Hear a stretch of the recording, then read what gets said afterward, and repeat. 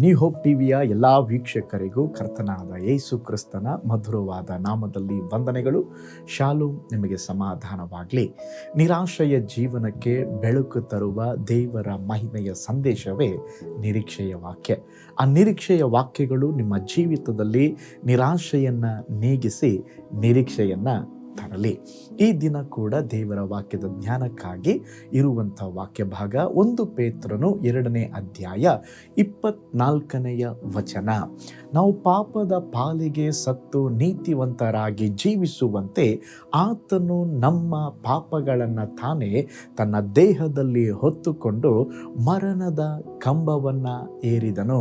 ಆತನ ಬಾಸುಂಡೆಗಳಿಂದ ನಿಮಗೆ ಗುಣವಾಯಿತು. ಈಗ ಓದಿಕೊಂಡಂಥ ವಾಕ್ಯ ಭಾಗದಲ್ಲಿ 2 ಸಂಗತಿಗಳನ್ನು ನೋಡುತ್ತೇವೆ. ಯೇಸು ಕ್ರಿಸ್ತನು ನಮ್ಮ ಪಾಪಗಳನ್ನು ಹೊತ್ತುಕೊಂಡರಂತೆ. 2ನೇದಾಗಿ ಅವರ ಬಾಸುಂಡೆಗಳಿಂದ ನಮಗೆ ಗುಣವಾಯಿತು.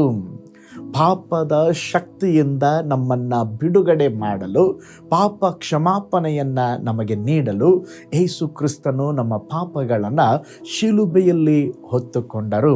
ನಮಗಾಗಿಯೇ ಆತನು ಶಿಲುಬೆಯಲ್ಲಿ ಮರಣಿಸಿದರು. ನಮ್ಮ ಪಾಪಗಳಿಗಾಗಿ ಆತನು ದಂಡನೆಯನ್ನು ಅನುಭವಿಸಿದರು. ಯೇಸುವಿನ ರಕ್ತ ನಮ್ಮಲ್ಲಿರುವ ಸಕಲ ಪಾಪಗಳಿಂದ ಬಿಡುಗಡೆಯನ್ನು ನೀಡುತ್ತದೆ. ಯೇಸು ಕ್ರಿಸ್ತನ ರಕ್ತದ ಮೂಲಕವಾಗಿ ನಮ್ಮ ಪಾಪ ಭಾರ ನೀಗಿ ಹೋಗುತ್ತದೆ.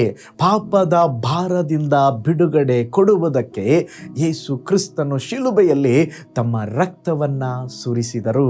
ಯೇಸು ಕ್ರಿಸ್ತನು ನಮಗಾಗಿ ಸುರಿಸಿದ ರಕ್ತದಿಂದ ನಮಗೆ ಪಾಪದಿಂದ ಬಿಡುಗಡೆಯಾಯಿತು. ಯೇಸು ಕ್ರಿಸ್ತನ ರಕ್ತದ ಮೂಲಕ ನಮ್ಮ ಪಾಪದ ಭಾರ ನೀಗಿ ಹೋಗುವಂಥದ್ದಾಗಿದೆ. 1 ಯೋಹಾನ 1ನೇ ಅಧ್ಯಾಯ 7ನೇ ವಚನ ಹೇಳುತ್ತದೆ, ಯೇಸುವಿನ ರಕ್ತವು ಸಕಲ ಪಾಪವನ್ನು ನಿವಾರಣೆ ಮಾಡಿ ನಮ್ಮನ್ನು ಶುದ್ಧಿ ಮಾಡುತ್ತದಂತೆ. ಪಾಪದ ಭಾರ ಬಹಳ ದೊಡ್ಡದರೆ ಅದು ಮಾನವನನ್ನು ನರಕದ ಕಡೆಗೆ ಅದು ಕೊಂಡೊಯ್ಯುವಂಥದ್ದಾಗಿದೆ. ಈ ಪಾಪದ ಹೊರೆಯೇ ಭಾರವಾದ ಕ್ರೂಜೆಯಾಗಿ ಕ್ರಿಸ್ತನ ಭುಜಗಳನ್ನು ಗಾಯಪಡಿಸಿತು. ನಾವು ಶಿಕ್ಷೆಗೆ ಅರ್ಹರು, ಆದರೆ ಆತನು ನಮ್ಮ ಸ್ಥಾನದಲ್ಲಿ ಶಿಕ್ಷೆಯನ್ನು ಅನುಭವಿಸಿದರು. ನಾವು ಪಾಪದ ಭಾರವನ್ನು ಹೊರುವ ಅಗತ್ಯವಿಲ್ಲ. ಯೇಸು ಕ್ರಿಸ್ತನು ಈಗಾಗಲೇ ಆ ಪಾಪದ ಭಾರವನ್ನು ಹೊತ್ತಿದ್ದಾರೆ. ನಮ್ಮ ಪಾಪಗಳನ್ನು ಅವರ ದೇಹದಲ್ಲಿ ಹೊತ್ತುಕೊಂಡ್ರು. ಸ್ತೋತ್ರ. ಯಾಕೆಂತ ಹೇಳಿದ್ರೆ, ನಾವು ಪಾಪದ ಪಾಲಿಗೆ ಸತ್ತು ನೀತಿವಂತರಾಗಿ ಜೀವಿಸುವುದಕ್ಕೆ. ದೇವ ಜನರು ಹಳೆಯ ಜೀವನವನ್ನು ಬಿಟ್ಟು ಹೊಸ ಜೀವನಕ್ಕೆ ಕರೆಯಲ್ಪಟ್ಟವರಾಗಿದ್ದೇವೆ. ರಕ್ಷಣೆ ಕೇವಲ ಕ್ಷಮೆ ಮಾತ್ರವಲ್ಲ, ಅದು ಹೊಸ ಜೀವನದ ಒಂದು ಆರಂಭವಾಗಿದೆ. ನಿಮ್ಮ ಜೀವಿತದಲ್ಲಿ ಕೂಡ ಪಾಪದ ಹೊರೆ ನಿಮ್ಮನ್ನು ಬಾಧಿಸುತ್ತಿದೆಯಾ? ನಿಮ್ಮ ಮನಸ್ಸಾಕ್ಷಿ ನಿಮ್ಮನ್ನು ಚುಚ್ಚುತ್ತಾ ಇದೆಯಾ? ನೀವು ಹಿಂಜರಿದು ಹೋಗಿದ್ದೀರಾ? ಈಗಾಗಲೇ ನಿಮ್ಮ ಚಿಂತಾ ಭಾರವನ್ನು ಕಲ್ವಾರಿಯ ಕ್ರೂಜೆಯ ಮೇಲೆ ಹಾಕಿರಿ. ಪಾಪ ಕ್ಷಮಾಪಣೆಯನ್ನು ಯೇಸುವಿನಿಂದ ಹೊಂದಿಕೊಳ್ಳ್ರಿ. ಯಾವುದೋ ಒಂದು ಪಾಪದ ಭಾರ ನಿಮ್ಮನ್ನು ವೇದನೆ ಪಡಿಸುತ್ತಿರಬಹುದು. ನಿಮ್ಮ ಮನಸ್ಸಾಕ್ಷಿ ನಿಮ್ಮನ್ನು ತಪ್ಪಿಸ್ತಾ ಎಂಬುದಾಗಿ ಹೇಳುತ್ತಿರಬಹುದು. ಯೇಸು ಕ್ರಿಸ್ತನ ಶಿಲುಬೆಯ ಅಡಿಯಲ್ಲಿ ಬನ್ರಿ. ಆತನು ನಿಮ್ಮ ಪಾಪಗಳನ್ನು ಶುದ್ಧೀಕರಿಸಿ ಪಾಪಮಯವಾದ ನಿಮ್ಮ ಜೀವಿತವನ್ನು ಪರಿಶುದ್ಧಗೊಳಿಸುತ್ತಾರೆ. ನೀವು ಕುಗ್ಗಿಸುತ್ತಿರುವ ನಿಮ್ಮ ಪಾಪ ಭಾರ ನಿಮ್ಮನ್ನು ದೇವರಿಂದ ದೂರ ಹೋಗುವಂತೆ ಮಾಡಿರಬಹುದು, ಆದರೆ ದೇವರು ಇವತ್ತು ನಿಮ್ಮನ್ನು ಕರೆಯುತ್ತಾ ಇದ್ದಾರೆ. ಯಾಕೆಂದರೆ ಅವರು ನಮ್ಮ ಪಾಪದ ಭಾರವನ್ನು ಹೊತ್ತುಕೊಂಡಿದ್ದಾರೆ. ನೋಡ್ರಿ, ನಮ್ಮ ದೇಶದಲ್ಲಿ ಅನೇಕ ಸೋಪ್ ಕಂಪನಿಗಳು ಇದೆ, ಆದರೆ ಇನ್ನೂ ಅನೇಕ ಜನರು ಅಷ್ಟೆಲ್ಲ ಸೋಪುಗಳಿದ್ದರೂ, ಸೋಪ್ ಕಂಪನಿ ಇದ್ದರೂ ಕೂಡ ಕೊಳುಕು ಬಟ್ಟೆಯಲ್ಲೇ, ಕೊಳುಕು ಮೈಯಲ್ಲೇ ಇರುತ್ತಾರೆ. ಕಾರಣ, ಆ ಸೋಪನ್ನು ಅವರು ಉಪಯೋಗಿಸಿಲ್ಲ. ಅದೇ ವಿಧವಾಗಿ ಯೇಸುವಿನ ರಕ್ತ ಸಕಲ ಮಾನವ ಕುಲದವರ ಪಾಪವನ್ನು ಕ್ಷಮಿಸುತ್ತದೆ.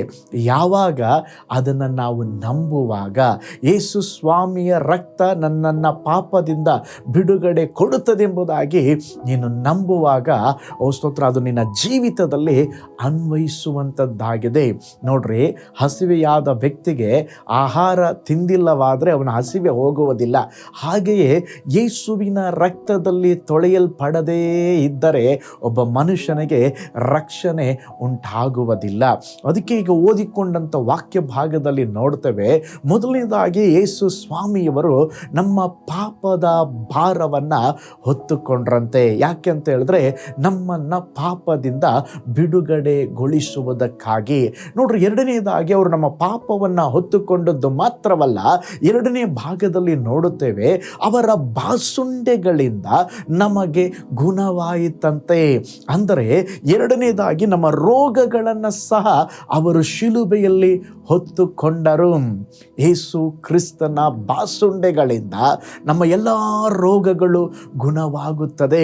ನೋಡ್ರಿ, ಪಾಪದಿಂದ ನಾವು ಬಿಡುಗಡೆ ಹೊಂದಲು ಯೇಸು ಸ್ವಾಮಿಯವರು ರಕ್ತವನ್ನು ಸುರಿಸಿದಂತೆ ರೋಗಗಳಿಂದ ನಾವು ಬಿಡುಗಡೆ ಹೊಂದಬೇಕೆಂಬುದಾಗಿ ಅವರ ಶರೀರದಲ್ಲಿ ಬಾಸುಂಡೆಗಳನ್ನು ಅನುಭವಿಸಿದರು.